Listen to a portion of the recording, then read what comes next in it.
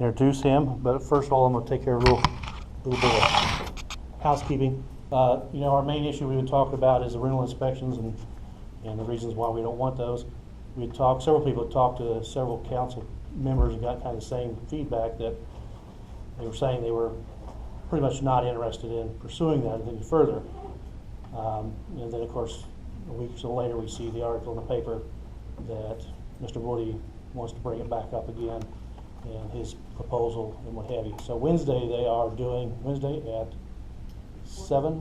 No. 4:15? Yeah, I think so. 4:15? Okay, I'm sorry.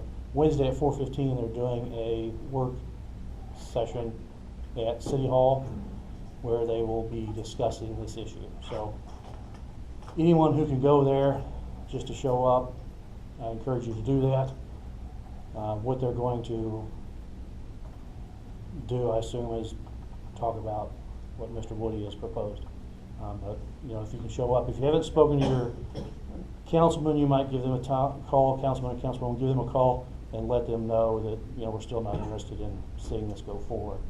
So that's pretty much all. It said something in the paper about, they're talking about where we was trying to get somebody put on the board, whether they wanted to do that or not, who's gonna be part of it, so I didn't know if you caught that or not. Yeah, basically he laid out, Mr. Woody laid out that he wanted, I think, you say 17? It was like, 14. Yeah, it was like all five that were on. All 5 members of the Violation Review Board, and then I think it was 14 extra people. I think he wanted 21. I mean, that's a lot of people. Well, and you know, the most important thing ain't the number, it's how do they pick them, you know, do they pick them to meet what they want, you know, that's the big issue. Yeah, that meeting is August 26th at 4:15. Yep. So Wednesday at 4:15. At the, not in the City Hall Council Chambers, in the Fourth Ward Conference Room where they do their regular meetings. And that is open to the public then. That is open to the public. Yes. all right, any other questions about that? Any chance I would pack that meeting? Yeah. Because they'll most likely move it to council chamber if you have enough people there. Yeah. I have a hearing problem. I didn't hear what you said. I said they will most likely move that meeting. If we pack that room, they will most likely move that meeting, because it almost did it the last time we had it up there. Yeah. Okay. Any other questions or comments about that? Okay, we'll move on. Today we're going to introduce our guest speaker, Alan Jones from Shaffer Associates. He's going to talk about how he can get you more money.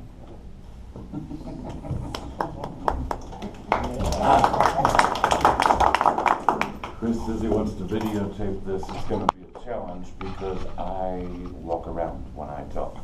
So don't adjust your seats. You'll see me for at least half the time. If you've ever heard a lawyer speak, you'll know the first thing that they say is nothing I'm about to say should be misconstrued as legal advice. If you want legal advice, come see me when the meter's running, and I'll be glad to help you. I go one step further. I am not an attorney. Never have been, never will be. That's too many years of schooling. I have about 32 lawyers on retainer for the company. Much easier to work with them that way. I still have an opinion on almost everything, and I'm not bashful. So we'll talk about legal things, but be aware, I'm not an attorney. If you came here for legal advice, you will be disappointed. That's it. My firm is a general purpose collection agency. We are based in downtown Columbia, Missouri.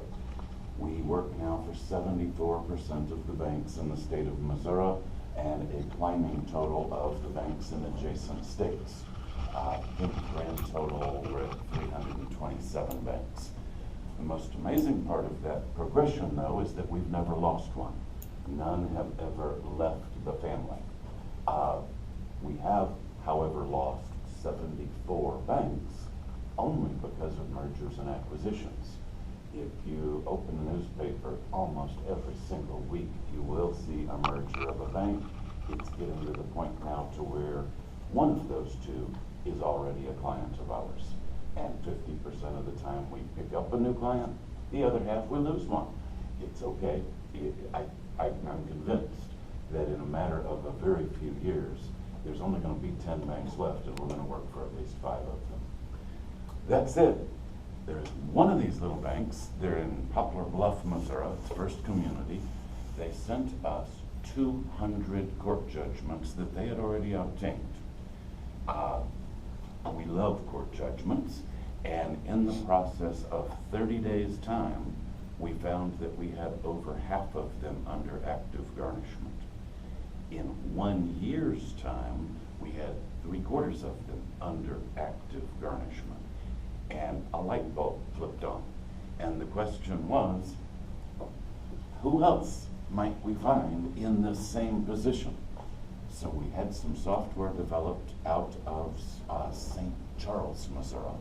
And basically what it does is go into CaseNet, something that I hope every one of you has bookmarked on your own computers, and it data mines. It will answer any question that we ask. So we asked the question, give us a list of every plaintiff who's been to court at least 5 times in the last 12 months. This gets rid of disgruntled ex-girlfriends. It gets rid of family court traffic tickets, all kinds of things that were really, really a nuisance. It gave us businesses, people who are power players in the court system. And quite frankly, it was that mailing list that we met Chris through, as well as his dad. Bottom line, today, we work for 2,500 landlords and property managers in the state of Missouri alone. And kind of like the banking industry, we've taken that game to adjacent states, and we continue to play. Bottom line, very, very few people know as much about eviction law and the routes available through the court system to get your money back as we do. It's okay. It's not necessarily something to be proud of, but it does become a game. The majority, over 50% of the laws in this country, whether we're talking criminal or civil, were written to protect criminals and deadbeats. I'm sorry, they vote, and politicians will do as much for them as anybody else because they all can be bought with votes or the potential for votes. If it makes a news story, if it lands them a vote, they're going to do it. And that's the situation that we find ourselves in. In my humble opinion, and some of you may take exception with this, the only good reason for you to go to court against one of your renters is to get your property back. That's it. If you know they got a good job, then logic would dictate they don't want to lose that good job.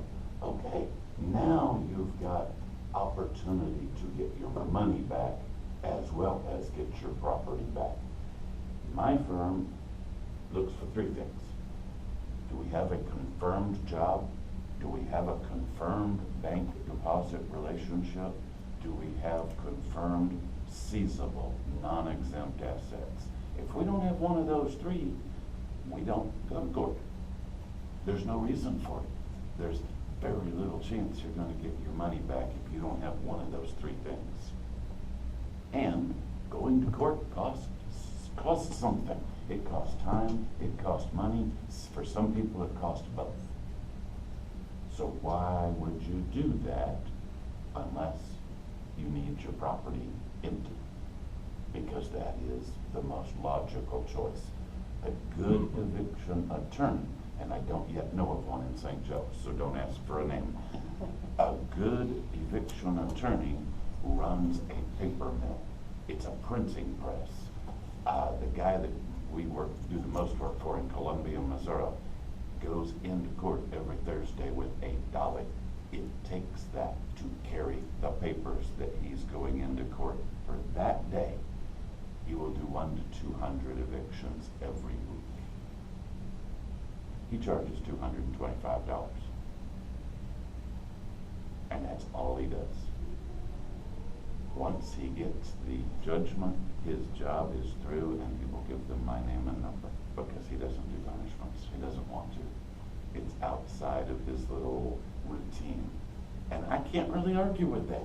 If you are really, really good at something and you make a comfortable living, and obviously he does, there's no reason to branch out. Bottom line, if you have a judgment, you have as many as 24 ways to execute on that judgment. Most common would be a wage garnishment. A little less common would be a bank levy. Then you get creative. This is where every state is a little bit different, and there's no bad options. They can all work in your favor. The question is which one is appropriate. There are things called till-taps, keepers. You can get into an asset seizure.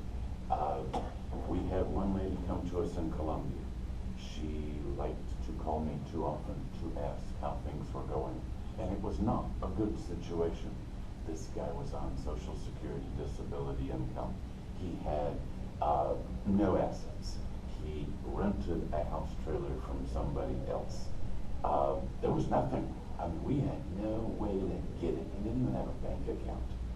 And finally, we just happened to notice he owned a Harley free and clear. In addition to the car that he was making payments on, he owned a Harley. We had it repossessed that afternoon. We were paid in full in 24 hours. Nobody lets their Harley go if they have a choice. But that was the weak link. That was the missing piece of the puzzle.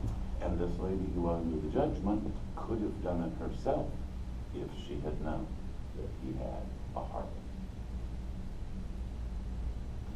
Till-taps, keepers, they're far more intricate, sensitive. But let's say your debtor is a self-employed hairdresser. Well, you can't garnish self-employed people. It doesn't work. Let's say she doesn't have a bank account. Or at the same bank where she has her bank account, she's got a car loan. Well, that car loan automatically cross-pledges her bank account contents as collateral. So you're not going to get it with a bank levy. Self-employed people, that's what till-taps and keepers are for. In either case, the sheriff's deputy serving this process on hourly wages that you pay because you are hiring them to go execute on your judgment. They go to the place of business and they set up shop. They become the cashier. Every person coming through that day to get their hair done pays the sheriff's deputy. Most self-employed business people don't last very long with that type of an escort at their place of business. So they will, beg, borrow, or steal, they will pay you off. And you don't have to do that keeper concept more than one day. That also is great for car repairmen. I run into those a little more often than hairdressers, but they're both fairly common. That's just a sampling of what is available to us. From state to state, some of these tools have different names. You gotta know those rules in order to take advantage of them. But they're all out there, and they're all useful to some extent with some people in some cases. If I had to guess, I would say we recover on average 55 to 60% of all landlord-tenant judgments that are placed with us. I don't know whether that's good or bad. I know that many collection firms don't have any interest in landlord business. They consider them more difficult. We haven't had that experience. Demographically, St. Joe is in the middle. We work for a bunch of landlords in Cape Girardeau. Awesome place. People in that zip code, if they, once upon a time, signed their name to say, I'm going to pay you X amount per month, they will. Come hell or high water, they will find a way to pay you. It's a character trait. It's wonderful. On the flip side, there's a couple of zip codes in South St. Louis, Festus and Arnold. If you called me tomorrow and said you are a landlord in one of those two towns and you want our help, I would try and talk you out of it.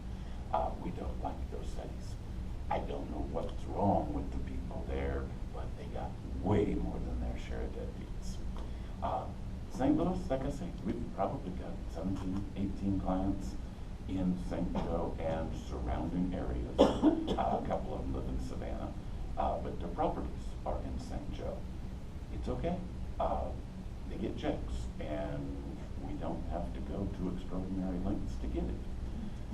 I've said enough. I'm tired of talking. Does anybody have any questions, specifically as it pertains to problems you've experienced in the past or that you're afraid you're going to run into in the future? What's the cost associated with this? There's two prices. If it has gone to court, if you have a judgment, that's the most expensive price we charge, and that is 50% of what we recover. If we don't recover any money, you pay us nothing. The best part of it, though, is that these people who have judgments against them tend to be transient. You will find them in Louisiana. We found them in Idaho. No telling where they're going, but to run from the law is just part of their nature. It's on our dime to take your Missouri judgment and transfer it to wherever of the other 49 they happen to land. Then we will hire an attorney in that state to issue garnishments until we're paid off. And you find them? Yes, we can find anybody. The trick is finding them with money. Anybody else? Oh, the other answer to your question. If you don't have a judgment, that price is 40%. And if we engage, if they refuse to pay, and we find one of those 3 magic bullets, we send you an email saying, do we have your blessing to take Joe to court? We'll do it in your name, so that if 2 years, 3 years down the road, you decide that you don't like us anymore and you want to fire us, that's your judgment. We're out of the picture. Why is it 40% versus 50% when you still have to go to court yet? We're a corporation, so even if your original judgment is small claims, we have no choice. We have to work through an attorney. Our attorney gets a piece of the recoveries, and all of them do. And quite frankly, for non-judgment accounts that get sent to us, an average of 7 to 7.5% end up going to court eventually. So it's usually not necessary. If we call your debtor at work and say, do we have to go to court, or would you rather start up an automated payment plan? You know what the answer is going to be. And as long as they keep that job, we're going to stay on them, and we don't set up voluntary payment plans. We automatically debit a savings, a checking, a credit card, whatever they got, and that's the only way that we'll go along with that. We love working college towns. Springfield, Missouri, I think I've got 111 clients. People make stupid decisions when they're young and in college, and they forget all about the landlords that they screwed in the process. 7, 8 years later, it's still good debt. It's still collectible, only now it's got 8 years of interest added onto it. And you call them at work, they will beg you to take a settlement offer for one lump sum just to leave them alone. Anybody else? Yes, ma'am. I'd like to have your phone number. I've actually got media kits on the company. My card is inside. If anybody wants one, you are more than welcome to it. It'll tell you more about the company than you probably want to know, but we'd rather start there. Anybody else? I'll interject something here. It used to be when I had someone move out and tear up a place, if I didn't have to take them to court, that was the end of it. I just would write it off and go on. Ever since I started working with these guys, what I do now is when somebody leaves, I total up what the actual cost is, what they've torn up, how much it cost me, how much time. I put that bill together and I send that to them as a collectible item, and they do work on collecting those items, and I've gotten some of that money that I wouldn't have gotten otherwise. And so now it's my practice, every time a tenant leaves, if they don't get their deposit back, I sit down and figure out the actual cost, document all that, take videos of it or whatever I need to do. I send all that information via email to them as a new account, and they do collect on that.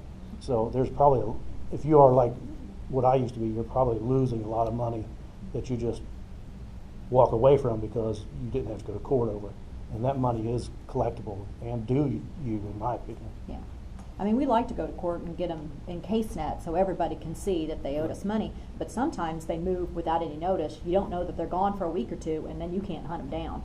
You can't find them. They've quit their job or they've lost their job, and you know, nobody's talking and nobody knows where they're at, and so you couldn't get them served even if you wanted to, and so then you're just left with a big mess.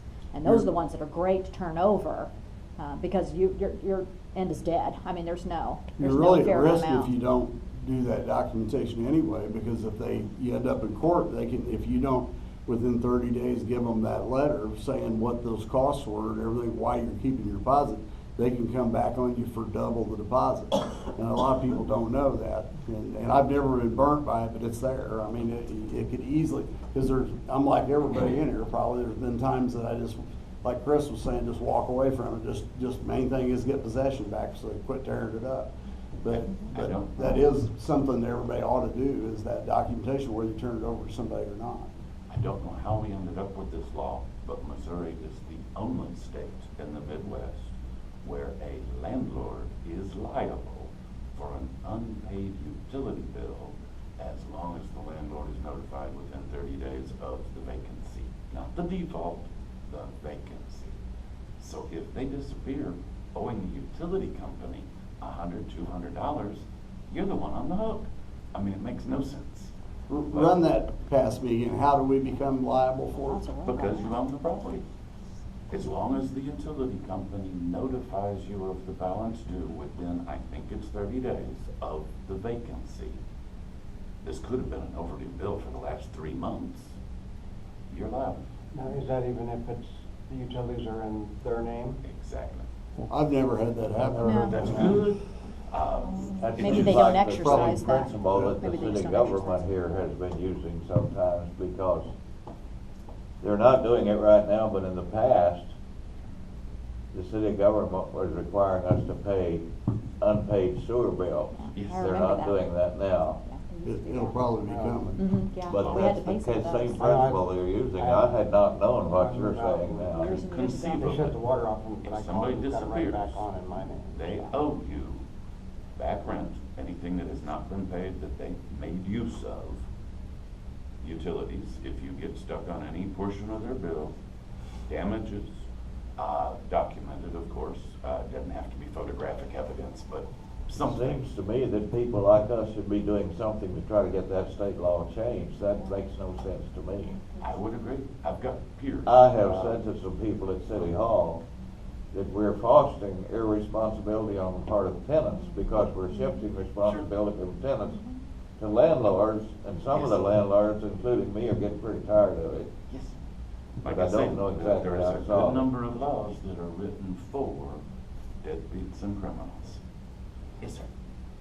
What happens if, and I have a case right now that people moved out, we get an electric bill in the mail, Mhm. it's not their name, they've lived there for 5 years, the electric bill has never been in their name, the gas bill is not in their name either, and they just moved to another part in town, Who's this bill coming to? it's going to the mailbox, In whose name? and different people's names who never lived there. That's good, as long as you, as the landlord, are not asked to pay the bill. One other question. Yes. These folks are Hispanic, and they've got about 7 names. Oh, yes. And 3 socials. Well, seriously, I mean, one name is when they sign the contract to move in, they use one name, Mhm. and they're using a different name, and I get a thing from the bank, everything's coming there, and her name is totally different. She's got 2 or 3 more names besides what I knew she had, and he's got the same thing. And I found out that the kid's last name is totally different, when you sign them up on a lease, you're supposed to see their driver's license. That's what I tried to do. Some of them don't have one. Driver's license is good. It has no value to me because it no longer has a social on it. The social is better. Social or Missouri driver's license number, is that any good? No. The DMV does not share. They're not nice. Okay. There's some states that are even worse. Kansas is one of them. I can look up and see in Utah or Colorado that they bought a new car yesterday and what kind it is and what the license plate number is, and it's free. In Kansas, they won't even tell me that they live in Kansas or own a car. That's just the way it is. But driver's license, since they took the socials off, just, it's nothing more on there of value than a previous known address. Yes, ma'am. Way back when I first started learning rental things, I called the utility. I don't remember which utility company because of the Toronto. But I called them and I said, if my tenants do not pay their bill, am I liable? And they said no. They may not be aware. Don't anybody tell them. Yeah, nobody tell them. It could be against their policy. There are laws that govern what my people do in collections that do not apply to banks and anybody that they have doing collections on their payroll. They're not third-party collectors, we are. And yet we've got banks that have adopted policies that include the laws that govern my company. That was their choice. They can do that. Yes, sir. Most of us know that we can include in our lease a clause that allows us to collect for attorney's fees. Can you speak somewhat about if there's a way to do that? There is one way. Historically, banks have always included language in their loan documents that said collection costs will be added to the bill. That was thrown out of court last year. It was in Ninth Circuit, but it applies nationwide unless you have the exact dollar amount or percentage. It will not hold water, cannot be enforced. So we coach our clients, if they're looking to recoup that type of cost, to include a sentence that says, in the event of default, a collection fee for third-party collections of up to 40% will be added to the amount due. By saying up to and including 40%, you're covered. If they owe you $1,000, you can put $1,400 with us, and we'll try and get it all back. Again, I see a problem, Yes, sir. because the irresponsible people are still gonna be willing to sign this. The responsible people are gonna run away from that kind of lease. No, nobody reads the lease. What did you say? Nobody reads the lease. I'm not here, gal, sorry. Nobody reads the lease. Nobody reads their loan documents at the bank either. You deal with somebody you trust, you sign where the line says Look, I'm a sign depression here. baby. I read what I sign. You're rare. You're very rare. If I go in for a home loan closing and I'm living in my 32nd home address and I'm only 50 years old, but when I go in for a mortgage closing, we're talking 40, 50 signatures, and my wife and I are in and out of that place in less than 10 minutes. It's just like point where you want us, and we're done. If we didn't trust our banker, we wouldn't do business with him. And they're not going to change the thing just because we balk at something anyway. So why bother? Well, I found that responsible people don't mind because they know that they're not gonna stiff you, and irresponsible people don't mind because they know that they are. Yeah. And they don't have any plans of paying anything that you put in there anyway.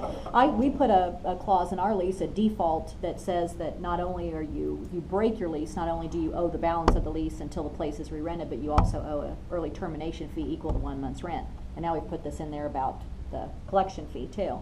And I actually go through the default section and read that to them so they understand exactly. And I've never had anybody balk. I've never had anybody say, oh, I can't sign that. And if they wouldn't, then I wouldn't want them anyhow, so. The one thing that you cannot put in your lease is the forfeiture of a deposit. The Attorney General of Missouri will go down your throat on that one, and they will fine you heavily. You can withhold the deposit if the balance they've racked up is bigger. That's cool, but you cannot, even if they sign it, even if it's in writing, you cannot ask them to forfeit a security deposit no matter what they do. Because that is statutorily guaranteed to them. Nothing they can sign will negate that right. I have one landlord that we almost fired because they would not believe us. We even mailed them the publication from the Attorney General with it highlighted. They didn't want to believe it. They signed it. So what? Doesn't fly. The second caution that I would issue, and that's the big one. It's not a caution, but good news first. You can reach back in the state of Missouri 10 years for a judgment or a non-judgment. That signature, they signed your lease, gives you a statute of limitations of 10 years. Respectfully, we ask 9 3/4. Gives us a few months to track them down.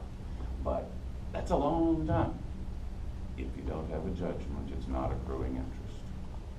But if you do have a judgment, every judgment in the state of Missouri is accruing interest at 9% unless it says different on the judgment.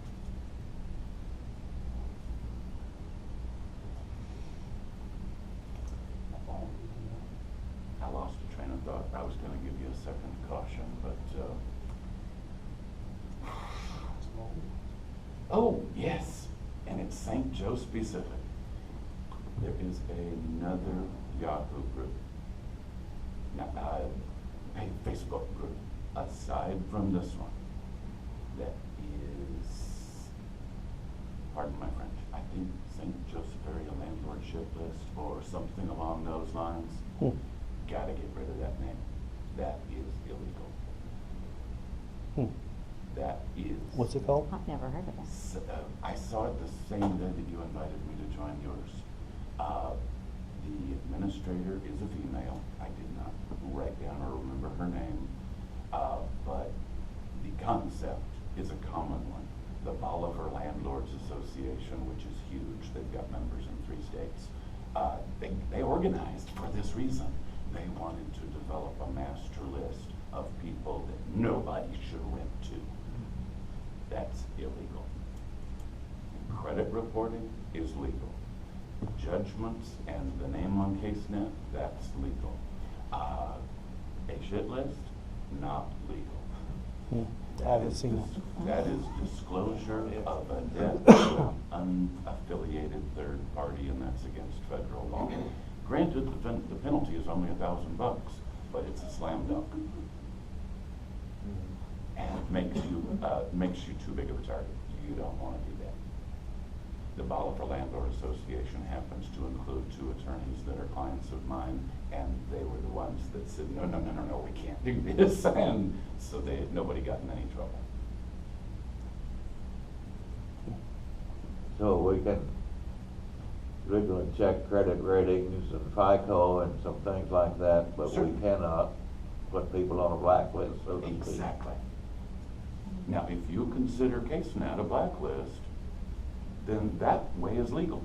If I consider what? CaseNet, where the judgments are listed for the state of Missouri. Yeah, I'm not familiar with that. I need to become familiar with it. Sure.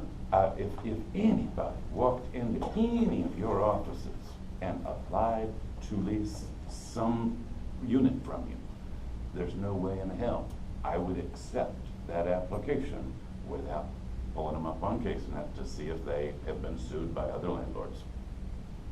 It'll also tell you any criminal background in the last 10 Now, I or so understand years. that's on internet. Yes, and How it's do we free. get into it?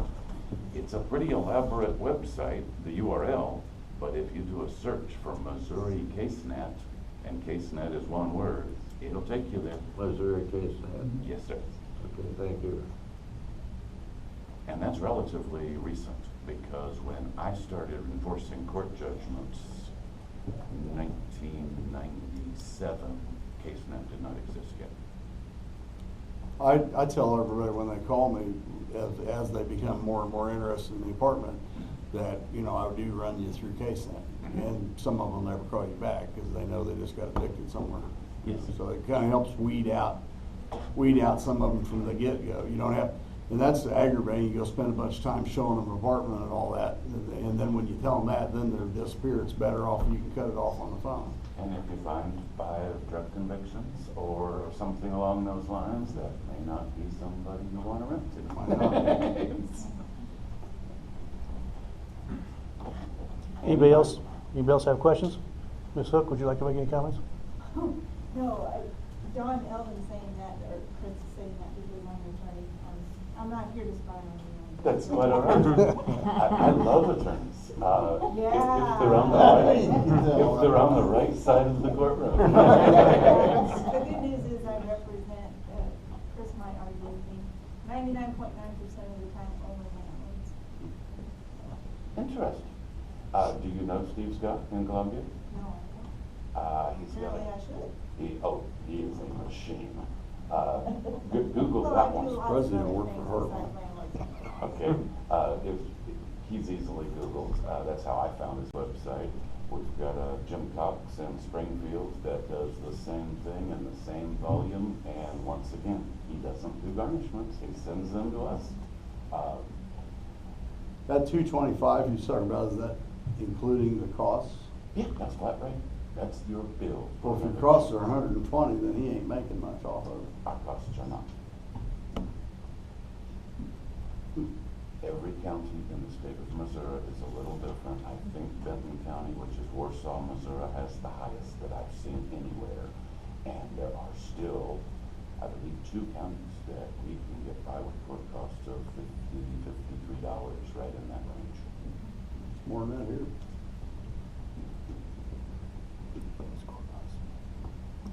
I 43 would to 5. move your Yeah. apartment. It's 43. It's probably Let's not. move it. 43 to Move it. 5. It's $43 to file. However much yeah. to serve. then you The have to service have is it served. 50. Yeah, Well, no, it it's depends. 43 for the Depends. original filing, and 40 to have it served, and 40 to Use have the the sheriff sheriff. come at the end. Yeah. Oh, well, you got to. All 3 steps, you know, that's, Yeah. or at least that's what I think it is, what we've been thinking.